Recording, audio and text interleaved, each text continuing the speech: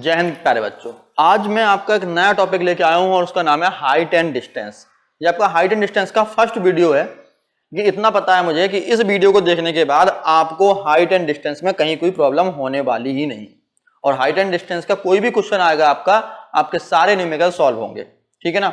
और इसकी ज्यादा वीडियो नहीं बनाऊंगा, मैक्सिमम मैं 3 वीडियो बनाऊंगा इसके, ठीक है ना। चलिए भाई, हाइट एंड डिस्टेंस 3 वीडियो में खत्म कर देंगे, ठीक है। चलो, तो हाइट एंड डिस्टेंस इसको बिल्कुल नहीं आती, इसको ट्रिग्नोमेट्री में ABCD या फिर जो sign cos ten cos ratio, जो कि T रेशियो बोलते हैं, वो भी नहीं आते, तो वहां से शुरुआत करते हैं। चलो भाई, तो यदि हम बात करें ट्रायंगल की, एक राइट एंगल ट्रायंगल है अपने पास, राइट एंगल ट्रायंगल है, ठीक है ना। एक राइट एंगल ट्रायंगल है। राइट एंगल में एक एंगल कितना डिग्री का होता है? 90 डिग्री का होता है, ABC। एक अपना एक राइट एंगल ट्रायंगल है, दिख रहा है बिल्कुल राइट एंगल में है, ठीक है ना। तो इसमें एक राइट एंगल ट्रायंगल में हमने तीन साइड्स होंगी, AB, BC और CA। एक्चुअल में साइन कॉस टेन कॉट किसी भी राइट एंगल ट्रायंगल की, किसी भी राइट एंगल ट्रायंगल की साइड का रेशियो है। क्या है? ओनली साइड्स का रेशियो, ठीक है ना। अब वो कैसे है वो देखना। जैसे कि मैं बात कहूं आपसे किस साइड का रेशियो और कैसा रेशियो है, बस ये पूछता गया आपसे क्वेश्चन, किस साइड का रेशियो है और क्या रेशियो है, वो कौन बताएगा? Sine cos tan cot. लेकिन उससे पहले एक हम छोटी सी कसम खाते हैं, हम कसम खाते हैं यदि ट्रिग्नोमेट्रिकल रेशियो में हम जिस एंगल की बात कर रहे हैं उस एंगल के सामने वाला हमेशा परपेंडिकुलर होता है। क्या कसम खाते हैं हम? कसम मैं रेड पेन से लिखता हूं, ठीक है ना, ठीक है ना। तो हम क्या कसम खाते हैं? हम कसम खाते हैं क्या खाते हैं? एंगल के सामने वाला, एंगल के सामने वाला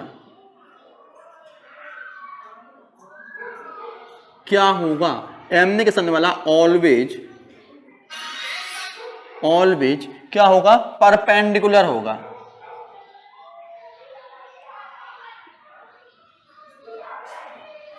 क्या होगा? परपेंडिकुलर होगा। कौन? एंगल के सामने वाला। एंगल के सामने वाला हमेशा कौन होगा? परपेंडिकुलर होगा। यदि मैं एंगल A की बात करूं, यहां पर एंगल A है, तो ये क्या है इसका? परपेंडिकुलर, ठीक है ना। और यदि मैं दूसरे ट्रायंगल में, जब ये परपेंडिकुलर है तो फिर ये क्या होगा बेटा? ये आपका क्या होगा? बेस होगा, बेस। और ये क्या होगा? हाइपोटेन्यूज।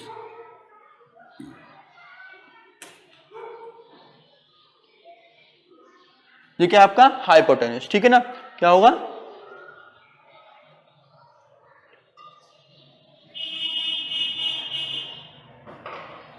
ठीक है ना, हाइपोटेन्यूज होगा। HYPOTENUS, ठीक है ना, USE, हाइपोटेन्यूज, ठीक है। तो परपेंडिकुलर, हाइपोटेन्यूज और बेस, यानी कि एंगल के सामने वाला हमेशा क्या होता है? एंगल के सामने वाला हमेशा क्या होता है? परपेंडिकुलर होता है, ठीक है ना। बात समझ में आ गई? चलो भाई, यदि मैं एक और ट्रायंगल बनाऊं, यदि मैं ट्रायंगल यही सेम बना रहा हूं, जी मैं ट्रायंगल बनाया, राइट एंगल ट्रायंगल है। हाँ, ट्रिग्नोमेट्री रेशियो कहाँ काम करेंगे? राइट एंगल ट्रायंगल पर काम करेंगे। तो ये 90 डिग्री है, ये C है, ये B है और ये A है, ठीक है। यदि मैं इस एंगल की बात करूंगा C की, तो एंगल के सामने वाला हमेशा क्या कहलाएगा? परपेंडिकुलर। किसमें? राइट एंगल ट्रायंगल में, राइट एंगल ट्रायंगल में। किसमें? Right angle. हम कसम खाते हैं कि राइट एंगल ट्रायंगल में एंगल के सामने वाला, किसमें? राइट एंगल ट्रायंगल में। राइट एंगल ट्रायंगल बना लेता हूं मैं। राइट एंगल ट्रायंगल में एंगल के सामने वाला हमेशा क्या होगा? परपेंडिकुलर होगा। अब कौन सा परपेंडिकुलर होगा? सर ये सामने वाला क्या है? सामने दिख रहा है ना, तो ये क्या होगा? परपेंडिकुलर। और ये क्या होगा? ये परपेंडिकुलर। इसमें कहां परपेंडिकुलर दिख रहा है ना? एंगल के सामने वाला,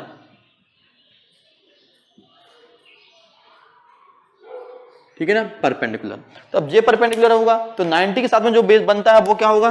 सर ये बेस होगा इसमें, और ये क्या होगा? हाइपोटेन्यूज, ठीक है ना। ये तुम्हारा हाइपोटेन्यूज हो गया, ठीक है। तो परपेंडिकुलर बेस समझ में आ गया। कैसे कसम में?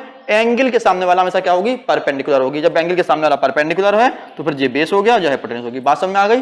कसम समझ में आ गई, पहली बात, ठीक है ना। दूसरी बात आपको साइन कॉस टेन कॉट याद कैसे रखने हैं? मैं आपसे कह रहा हूं साइन कॉस टेन कॉट आपको याद ऐसे रखने हैं। पहला होता है साइन, ठीक है, sine theta, cos theta, tan theta, cot theta, sec theta और कोसेक थीटा। इस तरह से आपको याद रखना है, इसी तरह से याद रखना, ध्यान रखना, पहला साइन, दूसरा कॉस, तीसरा टेन, कॉट, सेक, कोसेक। अब ऐसा क्यों? ऐसा इसलिए बेटा कि यह क्या कहानी है, साइन और कॉस यदि हम इस तरह से सर्किल बना दें, कोसेंट्रिक सर्किल दिख रहे हैं ना आपको सर्किल्स, यदि हम ऐसे सर्किल बना दें तो हम क्या देखते हैं, ये एक दूसरे के औंधे हैं। औंधे जानते हो ना, औंधे किसे कहते हैं? रेसिप्रोकल है। बात समझ में आ गई ना? यदि रेसिप्रोकल कैसे हैं, यानी कि यहां पर यदि मैं कहूं आपसे कि अब इसको रफ कर रहा हूं मैं, यदि मैं इस एंगल को थीटा बोल दूं, इसको मैं रफ कर रहा हूं आपके लिए, देखो कैसे हैं, कैसे हैं बेटा, यदि इसको मैं थीटा बोल दूं तो ठीक है, साइन ए, साइन थीटा यानी कि साइन ए, ये ए है आपका, ठीक है ना, मैं साइन ए किसका उल्टा है? कोसेक का। नीचे देख रहा हो ना, कोसेक देख रहा हो ना, कोसेक, तो इसका क्या होगा, sine A equal to 1 cosec A. या फिर दूसरी बात क्या हो सकती है, कोसेक ए, क्या हो जाएगा, cosec A, cosec A equal to 1 sine A. Done, पहली बात समझ में आ गई। नेक्स्ट क्या हो सकता है, नेक्स्ट मैं ले रहा हूं आपका कॉस ए, तो कॉस का औंधा कौन देख रहा है नीचे, लाइन सर्किल देखो कहां जा रही है, सेक पे, तो यदि हम कह दूं कॉस ए इक्वल टू 1 सेक ए, और यहां पर इसका क्या कर दें, दूसरा आपका हो जाएगा कि कौन है, सेक है, देखो सेक है, तो सेक का सेक ए इक्वल टू 1 कॉस ए, ठीक है ना। और लास्ट तुम्हारा क्या है, साइन कॉस टेन। अब देखो कौन है नेक्स्ट, देखो कौन दिख रहा है आपको, नेक्स्ट आपको दिख रहा है, नेक्स्ट वन टेन, ठीक है ना। तो यहां पर यदि हम बात करें tan A equal to 1 cot A, या फिर मैं कह दूं नेक्स्ट कॉट ए किसके इक्वल है, कॉट ए किसका औंधा है, औंधा मतलब समझते हो ना, तुम बहुत से जानते हो कितना औंधा है, ठीक है ना। तो यदि हम बात करूं यहां से कि कॉट ए किसके बराबर है, कॉट ए इक्वल टू 1/10 ए। इतने फॉर्मूले समझ में आ गए, क्योंकि सर्किल याद रखना है, मुझे सबको रफ कर देंगे, बस तुम्हें देखना है कि भैया किसका सर्किल, यानी कि छोटा सर्किल उससे बड़ा, बस कुछ याद मत करो, sine cos tan cot sec cosec, और सर्किल बनाते जाओ, साइन का उल्टा कॉस, साइन का उल्टा कोसेक, ठीक है ना, कॉस का उल्टा सेक, टेन का उल्टा कॉट। अभी आपको 11th में इसकी जरूरत पड़ेगी तो और भी फायदा होगा, इसी सीरीज में याद रखना, ठीक है ना। और ये साइकिल बना लेना, एक दूसरे के क्या है, रेसिप्रोकल है। और एक लास्ट फॉर्मूला है tan A equal to sine A upon cos A. बात समझ में आ गई, tan A equal to sine A upon cos A, इतनी तुम्हारे समझ में आ गई होगी बहुत अच्छी तरह, ठीक है ना। अब एक नई चीज क्या, नई चीज में तुमसे कहता हूं पढ़ लो, तो क्या कहानी है, पढ़ ले बेटा पढ़ ले, होना है वरना, ठीक है ना, पढ़ ले बेटा पढ़ ले वरना होना है बर्बाद। यदि आप पढ़ाई नहीं करोगे तो क्या हो जाओगे, बर्बाद हो जाओगे। दोबारा देखना, पढ़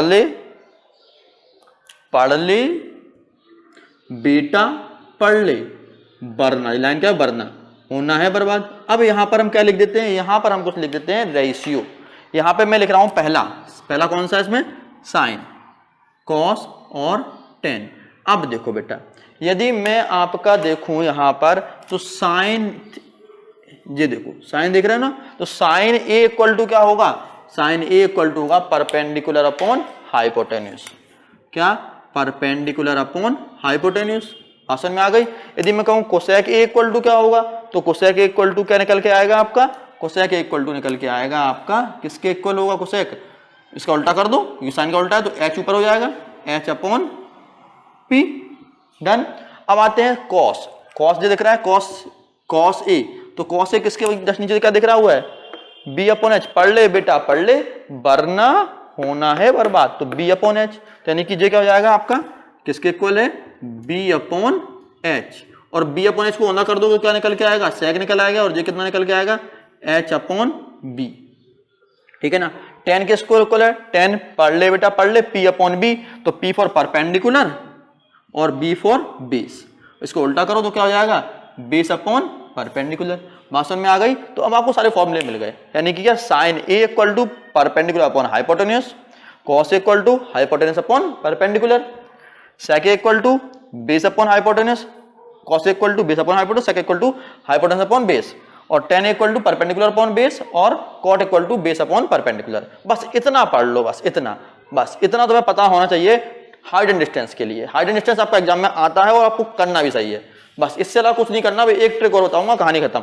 इतना समझ में आ गया, स्क्रीनशॉट लेना स्क्रीनशॉट ले लो, कोई दिक्कत नहीं, ठीक है ना। बस इतना आप खत्म करो, ठीक है, बात समझ में आ गई पूरी तरह। चलो अब आते हैं नेक्स्ट टॉपिक पे। नेक्स्ट टॉपिक क्या है, आपको पढ़ लिया, पढ़ ले बेटा पढ़ ले, होना है बर्बाद साइन कॉस टेन, ठीक है, इसको याद रखना। और ये कसम तो आपने खा ली, ध्यान रखना कसम, ठीक है। चलो अब आते हैं नेक्स्ट। अब हाइट एंड डिस्टेंस पे डायरेक्ट पहुंच रहे हैं, ठीक है। इतना आपको बेस होना चाहिए हाइट एंड डिस्टेंस से पहले। अब हाइट एंड डिस्टेंस, चलो भाई हाइट एंड डिस्टेंस पर पहुंच रहे हैं हम डायरेक्ट। अब वो कैसे डायरेक्ट पहुंचेंगे, हाइट एंड डिस्टेंस के लिए डायरेक्ट पहुंचने के लिए अब केवल एक पॉइंट आपको मालूम होना चाहिए। यदि यहां पर एक फाइटर प्लेन है, मैं फाइटर प्लेन बना लेता हूं, बहुत अच्छा, यही तो बनाया है मैंने, है ना।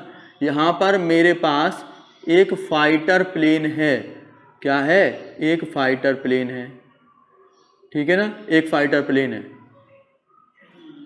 ठीक है ना, एक फाइटर प्लेन जो जा रहा है, ठीक है ना।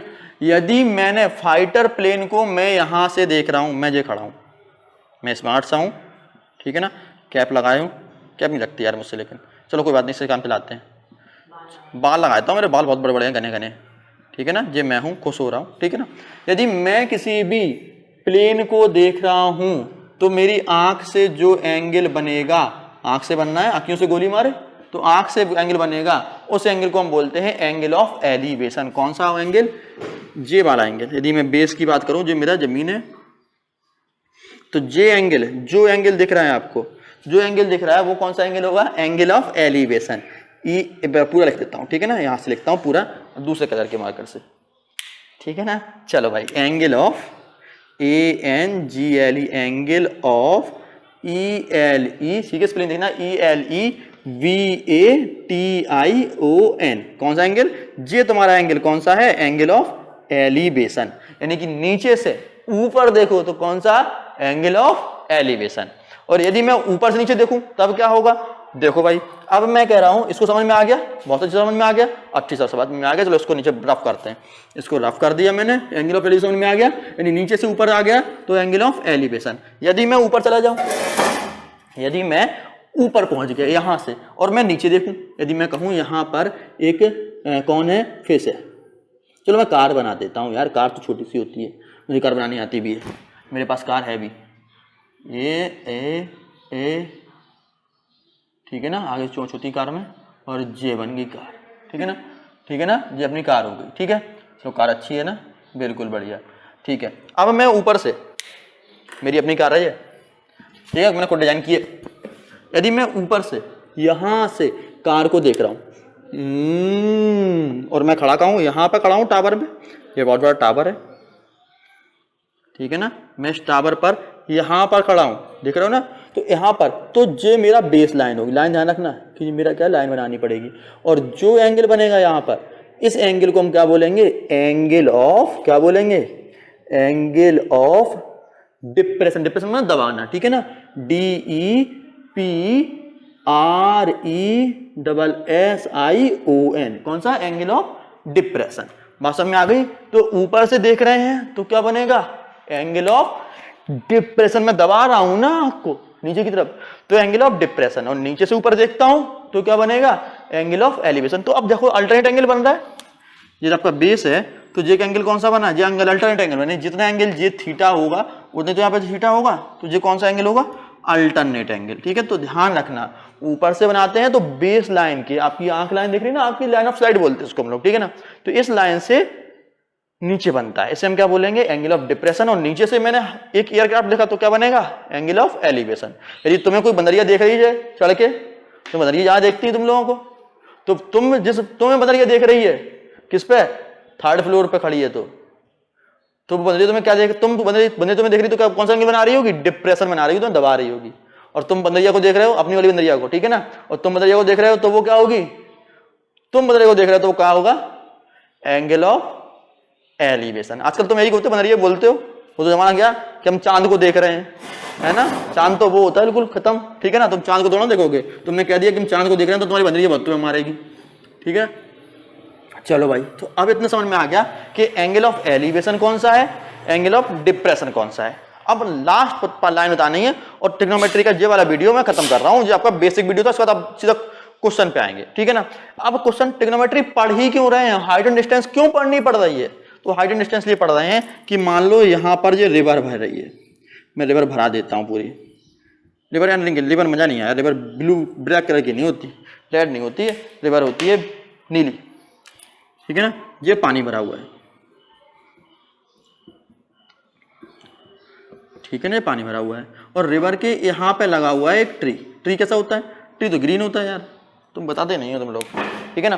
तो ट्री लगा दिया मैंने, एक ट्री लगा दिया,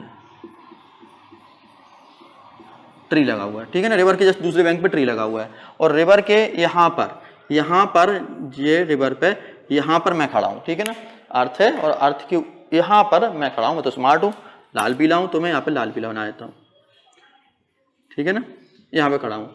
अब देखो भाई, मुझे इस रिवर की ब्रिथ चाहिए, कितनी होगी, बट मैं यहाँ से आँख से इस टॉप को जानता हूँ कितना देख पा रहा हूँ, एंगल मुझे पता है, ये एंगल मुझे नोन हो, ठीक है ना, मुझे ये एंगल नोन हो और मुझे रिवर की आपको ब्रिथ चाहिए, तो मैं क्या करूंगा, पहले मैं यहाँ पर इस बैंक से आके इस ट्री को टॉप को देख लूंगा कितने डिग्री का एंगल बन रहा है और मैं कुछ भी हट जाऊंगा, फिर मैं यहाँ आऊंगा और यहाँ से ट्री को देखूंगा और फिर वही इसी ट्री के उसी टॉप को देखूंगा और फिर एक एंगल बनेगा। इन दोनों एंगल की वजह से मैं बिना रिवर को क्रॉस किए और बिना ट्री की हाइट को नापे मैं केवल इतनी दूरी नापूंगा, केवल ये दूरी देख रहे हैं आप, केवल लौट के मैं कुछ पीछे तक आया हूं और इसकी हेल्प से क्या कर लूंगा, मैं रिवर की एक्यूरेट ब्रेथ निकाल दूंगा और ट्री का टॉप, यहां से टॉप तक का पूरा हाइट निकाल दूंगा। यानी क्या किया, ना हमें पेड़ पर चढ़ना पड़ा, ना नदी में पानी में तैरना पड़ा, क्या हुआ, हमने हाइट एंड डिस्टेंस की हेल्प से जो सारे के सारे क्या कर दिए, कैलकुलेट कर लिए। तो इसका यूज होता है हाइट एंड डिस्टेंस। अब एक मोस्ट इंपोर्टेंट जो आपको, जिस पर आपको फक्र होगा, फक्र क्या होगा वो समझो, ये साइन कॉस टेन कॉट है ना, साइन कॉस टेन कॉट, चलो मैं लिख लेता हूं दोबारा से, sign theta cos theta tan theta. ये सबसे पहले ये वर्ड दिए थे अपने ही इंडियन मैथमेटिशियन आर्यभट्ट ने, और आर्यभट्ट ने साइन को कहा था जया, कॉस को कहा था कोज्या और टेन को कहा था स्पर्श जया, स्पर्श जया, ठीक है ना। तो याद रखो कि जो साइन कॉस टेन कॉट यानी कि नदी की ब्रिथ निकाल दी, ट्री की हाइट निकाल दी, बिना चढ़े बिना तैरे, कुछ नहीं किए, किसने, हमने आर्यभट्ट ने, उनकी एक बुक थी आर्यभट्टिया, उसने पहली बार इनको यूज किया था और उसका इंग्लिश वर्जन है साइन कॉस टेन कॉट। तो हमें अपने आप को फक्र होता तो क्या लाइक बनता है, और लाइक बना तो शेयर सब्सक्राइब करेंगे। अब हम मिलते हैं। हाँ बच्चों, हाइट एंड डिस्टेंस में आपको कुछ रेशियो भी याद रखने हैं, टी रेशियो, जैसे कि आपको याद रखना है 10 तो 100% याद रखना है। कौन सी वैल्यू, 1030 होता है 1/√3। दूसरा आपको याद रखना है 1045 और 1045 की वैल्यू होती है 1, ठीक है ना। और तीसरा आपको याद रखना है 1060 डिग्री होती है √3। ये तो आपको याद रखनी है। आपको कौन से तीन वैल्यू मोस्ट, यदि आपको कुछ भी याद ना हो तो इनको जरूर रट लीजिए कि 1030 है तो 1/√3 है, 45 है तो वैल्यू 1045 की वैल्यू 1 होती है और 1060 की वैल्यू कितनी होती है, √3, ठीक है ना।